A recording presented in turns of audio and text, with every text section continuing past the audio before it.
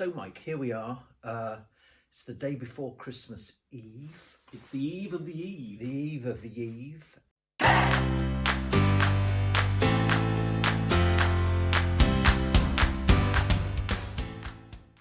Christmas. But not a particular text, presumably, because there are a whole variety of gospel. Well, there's Luke and John principally, isn't there? Yeah. So, which one are you using? Well, John.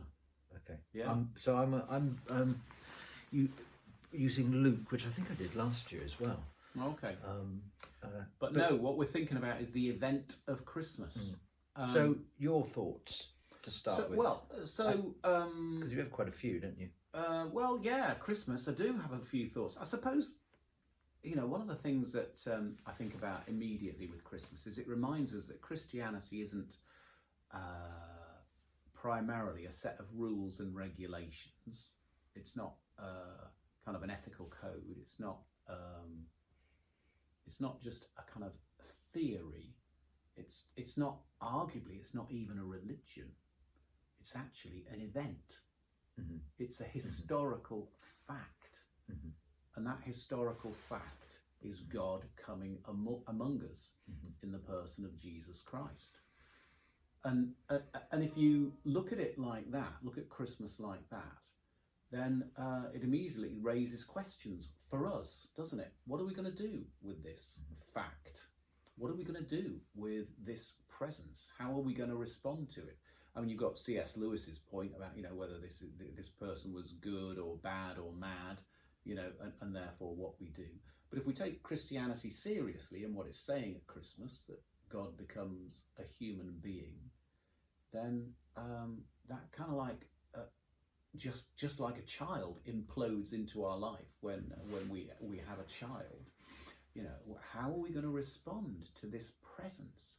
And what's more, if we take Jesus seriously, this is a presence which is then always here with us. Lo, I am with you always, even to the end of the age, says the risen Lord.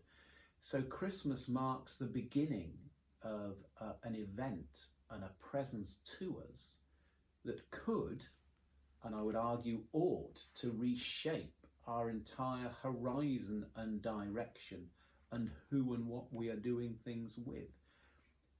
And we were talking about this in a different context yesterday, about how there's a danger with Christianity that it becomes kind of notional, separate from our experience of 24/7 reality. And it's some sort of, alternative reality. Christmas is saying no. This is an event and a presence which is enduring here and now.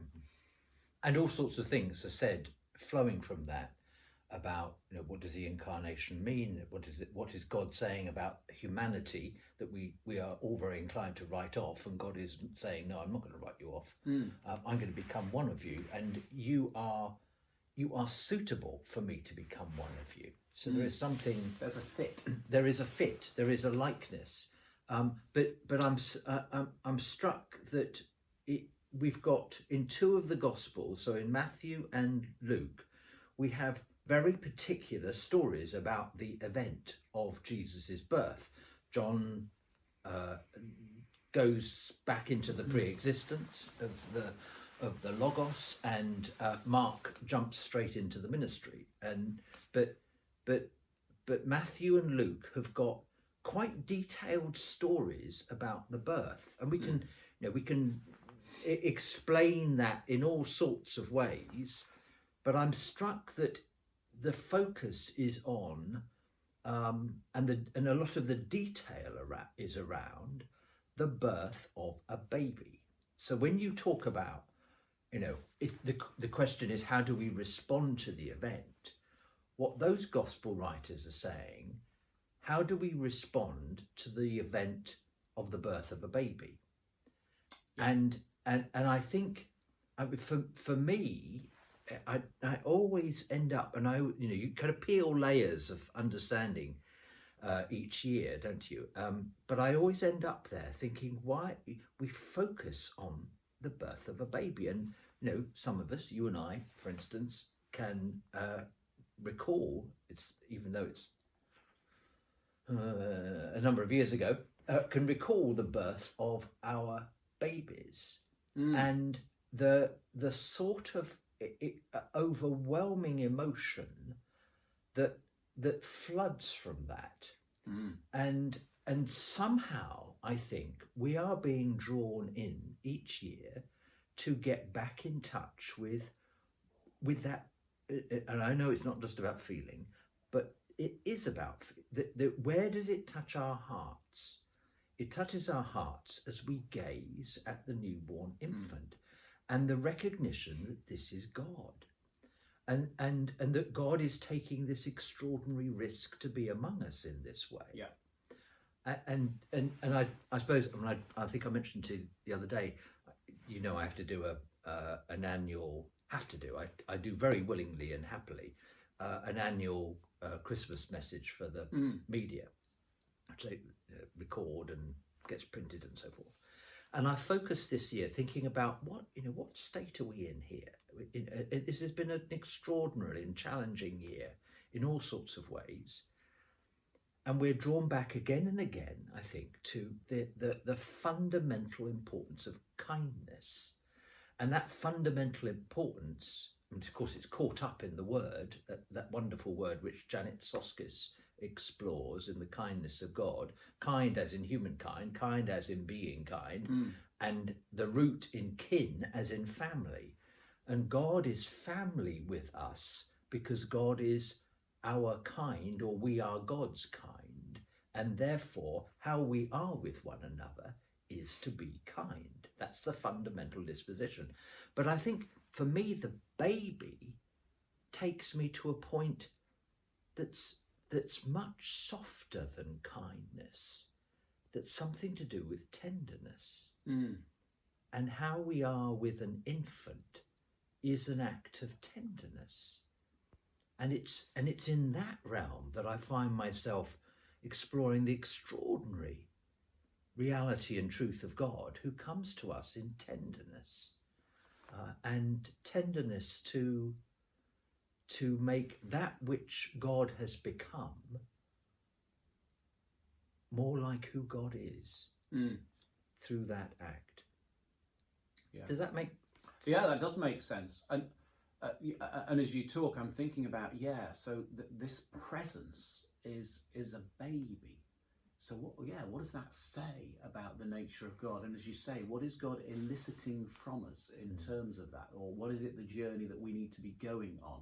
And it's a journey, as you say, in part towards kindness and beyond that, tenderness. I think the other thing I think about when I think about God coming to us as a baby, of course, if you look at the context, babies were certainly not regarded as valuable in the Greco-Roman context, were they? You could, leave them on a rubbish tip if you didn't like them. There was no law against murdering of babies at that time. This was something that so extraordinary. And also, interestingly, God comes to us as a baby. Well, that can't solve our problems. We need a God who solves our problems. And even today we approach God like that. What about the problem of evil? What about the problem of suffering? What about the problem of war? And we approach God like that.